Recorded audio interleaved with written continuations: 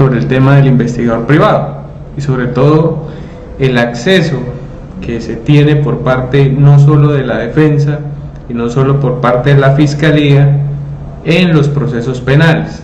Y tengan en cuenta también que la investigación no solo se hace en el proceso penal, en todas las áreas del derecho siempre va a ser necesario que se utilice un investigador o un perito, que este ya sería como el investigador de laboratorio, porque adquiere una condición especial que es un nivel académico en la exigencia sobre un arte o una ciencia específica. Entonces, en este caso, lo que voy a tratar es sobre el investigador en general o el investigador de campo aplicado en área del derecho. En este caso hago la apertura con la parte penal o el proceso penal. Entonces, voy a mostrarles algo, una diapositiva, que tengo la oportunidad aquí de utilizar estos equipos, donde ustedes van a ver el campo de acción que tiene un investigador desde la parte privada. Solamente voy a enfocarme en esa área que es la parte privada. Entonces, en las compañías de seguros se utilizan mucho los auditores o analistas, que es el otro perfil que hay en las pólizas de RC o de responsabilidad civil. En el caso, tuve la oportunidad de trabajar en las dos áreas, y en la parte de fraudes con lo que tenía que ver con el SOA. ¿Qué es lo que sucede con el SOA? Aquí se contratan investigadores por parte de estas compañías con el ánimo de prevenir e investigar los fraudes que se presentan con la póliza, debido a que aquí hay personas que utilizan la póliza del seguro obligatorio, que es para solo accidentes de tránsito, para atender accidentes laborales, accidentes deportivos y accidentes comunes. Entonces, en alguna oportunidad tuve un caso donde un deportista me llegaba a la clínica solicitando con el SOAT fuera atendido, y pues evidentemente dentro de la investigación se pudo establecer de que él venía en ese momento desde un escenario deportivo y que la lesión había sido producto precisamente de eso. Entonces, eso dentro de la aplicación del ejercicio privado de la investigación para las compañías de seguros. También tenemos otros casos, o tuve otro caso donde era un accidente laboral, donde el empleador no lo había afiliado a Seguridad Social, no contaba con riesgos laborales, y este se había presentado, se había caído desde una escalera y se había generado la lesión que pues presentaba en ese momento, que era una fractura en la rodilla. Entonces, eso desde el punto de las aseguradoras. También pues el otro aspecto en esa misma rama sería ya las pólizas de RC o de responsabilidad civil, donde se verifica tanto la documentación como la ocurrencia del hecho en las condiciones de tiempo, modo y lugar que manifiesta el asegurado cuando se presenta la reclamación, en vista de que muchas veces se asegura el vehículo y este a los pocos días figura ya como hurtado. Entonces, o en algunos casos, como se observó en una oportunidad, que el asegurado, para reclamar la póliza, lo que hizo fue que le prendió fuego al vehículo y lo pasó como un siniestro pues por incendio a la compañía de seguros. Y en el lugar de los hechos, las personas que presenciaron sí decían, uno de ellos dijo que el conductor le había prendido fuego al carro ahorillándolo en un costado de la carretera. Esos son dos casos como ejemplo que tengo para ese tema de las compañías de seguros. En las firmas de abogados pues es bastante amplio el campo laboral, porque como lo explicaba, en todas las áreas del derecho se va a manejar la investigación judicial, no solamente en lo penal, no se centren solamente ahí, porque el campo penal pues aunque es el más exigente en el tema de la investigación, porque como lo decía, está el investigador privado, está el investigador público también. Entonces muchas veces hay una confrontación entre esas dos áreas, entre el privado y el público, cada uno a sostener su teoría, y en estos casos el que mejor convenza al juez o al estrado judicial, porque no solamente al juez, es el que va, digamos, que a defender sus conclusiones o su informe. Y en el campo penal encontramos el investigador de campo y el investigador de laboratorio, como lo dije. A diferencia que en el proceso civil, el elemento que se pretende valer como prueba en la parte civil ya es prueba, en la parte penal solamente es elemento probatorio. Solamente llega a ser prueba cuando se ha controvertido y se ha debatido dentro del proceso penal y llega a la etapa de juicio oral. Y en esta etapa es aceptado o admitido como prueba dentro del juicio. Entonces, en la parte disciplinaria o el derecho disciplinario también tienen que haber pruebas para que se pueda determinar una condición de responsabilidad del investigado, y en todas las áreas del derecho, incluso en el tema laboral también sea esa condición donde hay que demostrar que el accidente es de esta circunstancia y no es de origen común, para el caso de las ARL, cuando entran a indemnizar o incluso a pensionar a el sobreviviente, o en el caso pues la persona que quedó discapacitada. Entonces eso haría una, digamos que una proyección también con la parte de seguros. Entonces realmente el campo laboral para la parte privada es amplio, sino que nos hemos centrado mucho solo en lo penal.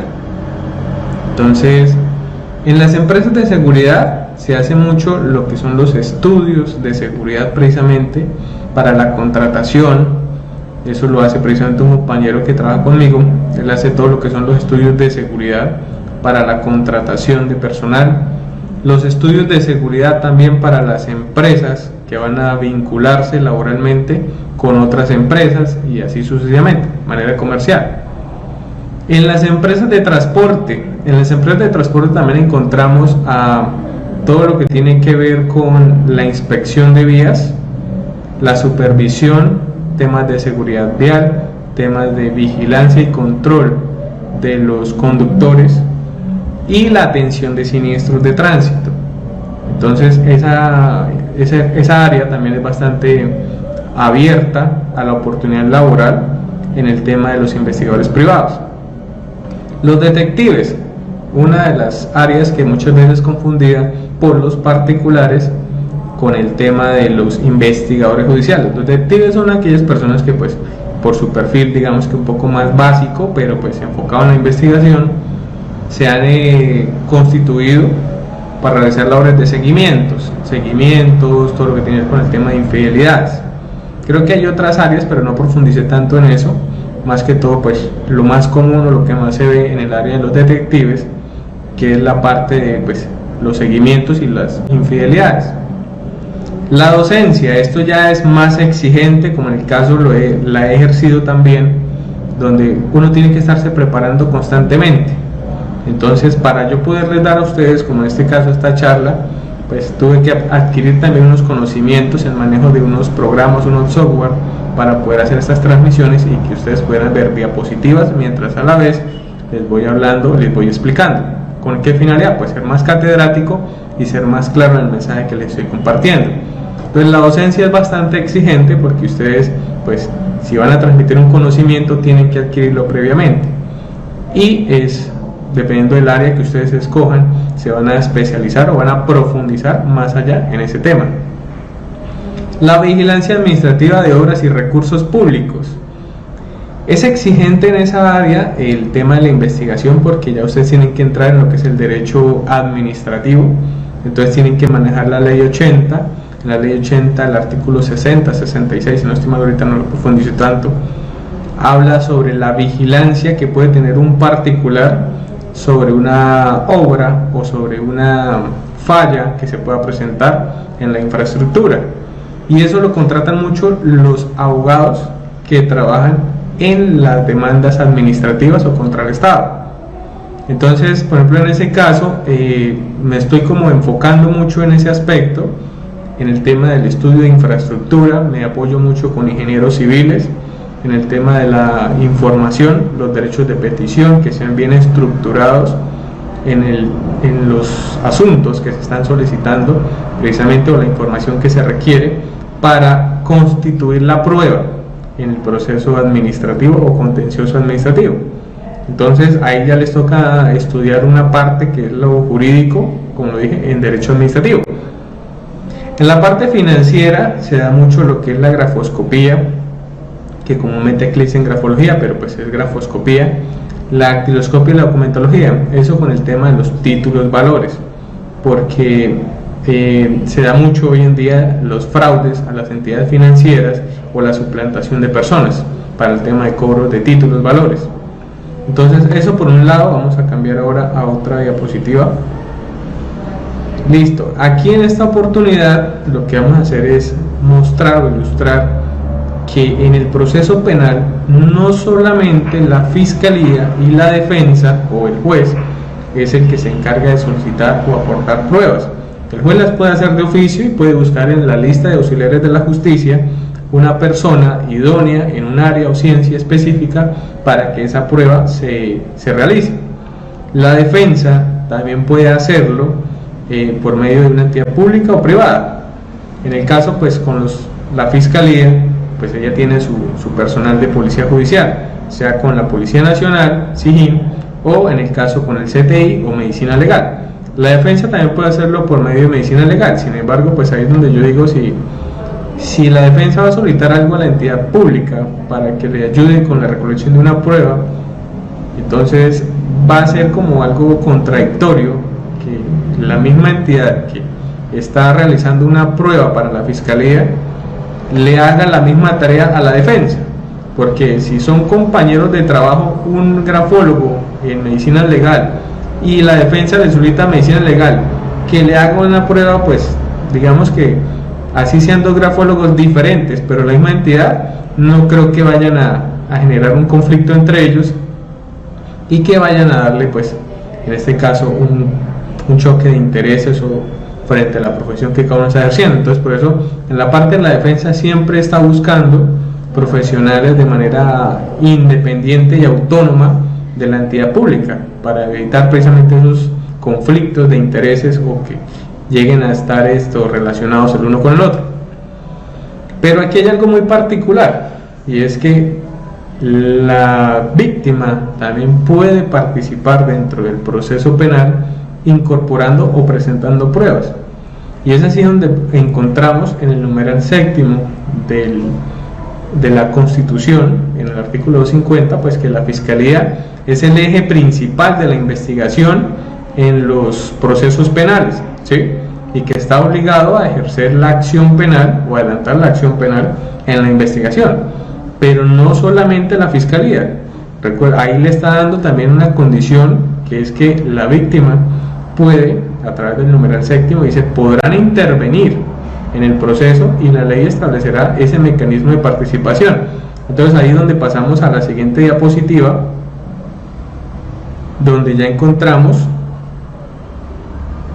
que son tres elementos los que estructuran la acción penal. Entonces ahí es donde pasamos a la siguiente diapositiva, donde ya encontramos que son tres elementos. Entonces en esos tres elementos la justicia, ¿qué es lo que hace?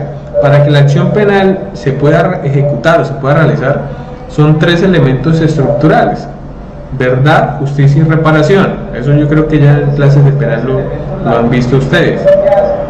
Entonces, ¿qué sucede acá?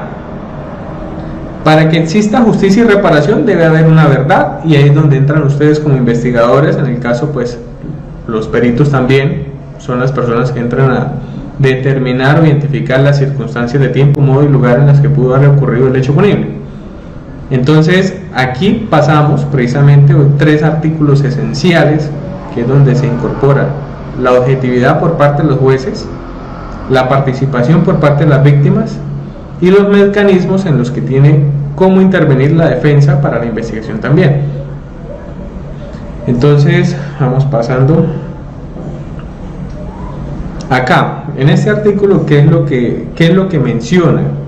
Primero dice que pues el juez, el encargado, el que direcciona la acción, en este caso el proceso, tiene tres verbos rectores. Habla sobre orientará el imperativo de establecer con objetividad la verdad y la justicia. Imperativo, ¿qué quiere decir? Que por encima de cualquier elemento, cualquier razón, por encima de cualquiera de estas situaciones debe haber una objetividad, es decir, una circunstancia que sea tangible, que se pueda percibir frente a los hechos, que lleve a esa verdad para que se pueda dar realmente la justicia. Entonces, para que exista verdad, tiene que haber una objetividad. ¿Que de dónde se desprende esa objetividad? De los elementos probatorios en el caso penal o de la prueba en materia civil. Entonces, la persona que pretenda valer o exigir un derecho debe incorporar unas determinadas pruebas o elementos probatorios en el penal para que esa verdad lleve objetivamente a la justicia. Eso es lo que establece, y el juez tiene que velar porque las pruebas así lo determinen y que su fallo sea objetivo, sustentado en pruebas. Y aquí es donde se acuerdan el artículo 250 que habla de la Constitución. Bueno, aquí ya lo llevamos a la práctica en la actualización de la ley 906. Entonces encontramos que existe el mecanismo para que las víctimas puedan hacer su aporte, o en este caso se les facilite el aporte de pruebas. Entonces no podemos quedarnos solamente en que la fiscalía, la defensa o el juez es el único que puede incorporar pruebas. ¿Cómo lo hace cómo lo hace en este caso la víctima? Por medio de la fiscalía, porque la fiscalía es quien representa el interés de las víctimas y en este caso también el representante de la víctima. Entonces puede ser el abogado de la víctima o puede ser la fiscalía. Entonces por eso es importante, y ya muchos fiscales han reconocido esa circunstancia, donde le permiten a la víctima tener acceso a la información desde el comienzo, desde la indagación, para que ellos puedan fácilmente, posteriormente, aportar pruebas. Entonces, y es algo que debería ser así, en el orden, digamos que lógico. Para yo poder conocer qué prueba necesito, qué prueba se requiere, debo conocer el expediente. Entonces ya hay fiscales que pues están manejando muy bien esa facilidad de que la víctima pueda acceder al expediente, aportándole copias, dándole copias del expediente, y a la vez con el representante de víctimas se asesoran por investigadores y peritos para la recolección de testimonios, pruebas periciales y aquellos otros elementos probatorios en penal o pruebas en civil para que puedan aportarse de manera complementaria dentro de la indagación o la investigación y que se puedan llevar a juicio, dándole el interés o el valor que se requiere dentro del proceso para que pueda ser más valedero el resultado de lo que se pretende dentro de la acción penal. Entonces es una forma de darle herramientas también al fiscal para que pues debido al represamiento de procesos que hay pueda tener como más seguridad y certeza de lo que va a ser el proceso y los elementos que puede llevar al juicio y que efectivamente procede la acción penal, porque eso es otro inconveniente. Hay casos donde la culpa exclusiva de la víctima prospera y se está perdiendo precisamente el tiempo bajo unas circunstancias donde el representante de víctima también está fallando porque no indaga, no investiga y simplemente se va y se escudan en la fiscalía, y la fiscalía se está represando. Es por eso, primero hay que tener seguridad de lo que se pretende para que efectivamente la acción penal prospere. Entonces, como digo, en este caso a la víctima se le da esa oportunidad para que también intervenga en el aporte de pruebas, y lo establece el literal D. Siguiendo por acá, vamos a ver las facultades que tiene el procesado, no la defensa, el procesado. Entonces en esta oportunidad ya vemos que quien está siendo investigado también puede intervenir, puede recolectar pruebas, incluso lo dice, buscar, identificar empíricamente. Entonces ahí dice, si un particular tiene esas facultades de recolectar elementos en forma empírica, ahora ustedes que conocen la materia, la investigación y la recolección de elementos probatorios o pruebas en civil, tienen todavía mayor credibilidad o se convierten en testigos de acreditación porque ustedes tienen el conocimiento, pueden y saben el procedimiento para recolectar esos elementos probatorios. Entonces, si un particular de manera empírica está avalado por la ley para aportar esas pruebas, ustedes con mayor razón, bajo la experiencia que tienen o el conocimiento que tienen de los protocolos y todo lo establecido para la recolección de la prueba, pues con mayor razón. Entonces ya vemos que aquí entra otro participante, que es el investigado, o en este caso el que está siendo investigado, a aportar también pruebas, y lo puede hacer por medio de su defensor. En el otro caso, en otro extremo, estamos viendo que era la víctima por medio de la fiscalía, a quien le presentaba sus pruebas, o con el representante de víctima, y en este caso vemos que es el investigado, el indiciado, quien está por medio de la defensa aportando sus pruebas. Entonces eso sí lo hace de esa forma, y ahí donde tanto en este caso el cliente o el investigado y la defensa o el abogado defensor pueden contratar a un investigador o un perito para que les ayude en esa recolección a sus costas, como lo está diciendo ahí, para que sean personas encargadas de recolectar esa prueba. Vamos a buscar la otra. Bueno, aquí en esta imagen que ustedes están viendo son la mayoría de los procesos que yo tengo escaneados. Aquí hay 160 en promedio, 190 en total, toda carpeta. Al lado derecho hay más carpetas. Todos esos procesos que yo tengo de investigaciones realizadas, encontramos desde homicidios, tanto dolosos como culposos, armas de fuego, por arma de fuego o por arma blanca. También encontramos hurtos, también agravados. También tengo en este caso accidentes de tránsito, pues que es lo que más me gusta o lo que más me apasiona en el tema de la investigación. Estupefacientes, todos estos procesos que ustedes ven aquí son 194 carpetas. Aparte, pues tengo un disco duro con más información, porque son más casos todavía donde estaba en la parte de investigación. Y en la parte jurídica pues también tengo otros procesos, pero más que todo la parte de investigación. Siempre he estado limitado en la condición de que pues como abogado no puedo ser el investigador, o como abogado no puedo ser el perito por el tema del ejercicio de la contradicción, y para la incorporación del elemento probatorio o la prueba en el proceso. Entonces todos estos casos que les estoy mostrando acá son los que trabajé desde la parte privada como investigador, y en otra memoria pues tengo más casos, pero trabajados también desde la parte pública. Entonces digamos que cuento con la experiencia en las dos áreas, en lo público como en lo privado, y en la parte jurídica pues en el desenvolvimiento de los diferentes procesos que también he desarrollado. Pero en este caso pues estamos hablando precisamente de criminalística, es sobre este tema que vamos a profundizar o que estoy profundizando. Entonces realmente el campo laboral, como lo mostraba desde un comienzo, es bastante amplio. Lo que siempre ha limitado a las personas a ejercer esa profesión de la investigación o de la criminalística ha sido la experiencia, pero eso va de la mano con el conocimiento. Si usted no tiene el conocimiento o las bases fundamentales para poder ejercer una buena investigación, claramente no le van a dar la oportunidad de elaborar. Hay casos donde a mí me dicen: doctor, hágame un favor, ¿qué teoría vamos a manejar? ¿O qué me recomienda usted que haga? Entonces se convierte el investigador, bueno, en este caso por tener el rol también de abogado, se convierte el investigador en el asesor del abogado desde la parte técnica. Entonces usted tiene que formularle las teorías al abogado defensor o en el caso del representante de víctima, para que se pueda establecer si realmente procede o no procede la acción penal, o en el caso de los accidentes de tránsito la responsabilidad civil. Si no, pues se está perdiendo el tiempo. No sé si de pronto a la hora tengan alguna pregunta las personas que están conectadas para resolverla de una vez aquí en el video. La acción penal, o en el caso de los accidentes de tránsito la responsabilidad civil. Si no, pues se está perdiendo el tiempo. No sé si de pronto a la hora tengan alguna pregunta las personas que están conectadas para resolverla de una vez aquí en el video.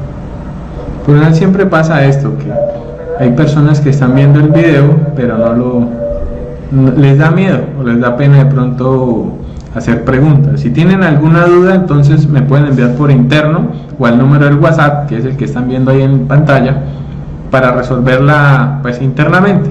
Y como les digo, hay muchas formas de ejercer la investigación judicial en el campo privado. Próximamente pues vamos a mirar de pronto en otro video la parte pública, porque pues también tengo experiencia en esa área y es bueno que pues logremos también evacuar muchas dudas de esa área.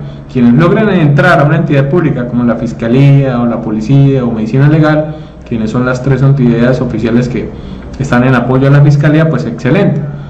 Entonces, y los que están desde la parte privada, pues ya vieron que pues hay mucho campo de acción para poder ejercer esta carrera o esta área que es bastante exigente.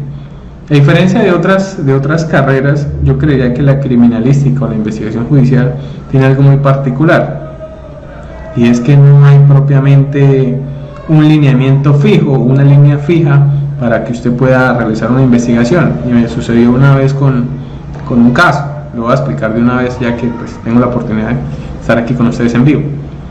Envié a una persona que tomara una entrevista y le hice como 10 preguntas y le dije: si usted ve más preguntas que pueda considerar que son pertinentes, hágalas, pero esencialmente esas 10. Y resulta que pues cuando la persona, en la primera pregunta, cuente usted qué conoce sobre los hechos del día tal donde se vio afectada X persona, la persona empieza a hablar y le va soltando usted toda la información que usted conoce y desconoce. Y en ese momento me di cuenta que pues había muchas preguntas sueltas que podían resolverse, muchas dudas que quedaban fuera del contexto de lo que yo había pedido en esas 10 preguntas. Entonces, ¿qué hicimos? Recogimos toda la información y terminamos como con 30 preguntas, y todo eso para poder establecer, como lo dije, las circunstancias de tiempo, modo y lugar en las que se originaba un accidente. Entonces el investigador que me iba ayudando ese día pues se quedó corto, porque era una persona que iba de apoyo, pero él no notaba o no encontraba que el testigo estaba manifestando unas circunstancias que pues eran muy contradictorias para el caso de lo que nosotros pretendíamos con ese testigo. Entonces uno siempre debe tomar la entrevista en general para conocer cómo está ese testigo, porque si puede ser favorable, también puede ser desfavorable que ese testigo llegue a la audiencia y termine manifestando circunstancias totalmente contrarias a lo que se pretendía con esa persona.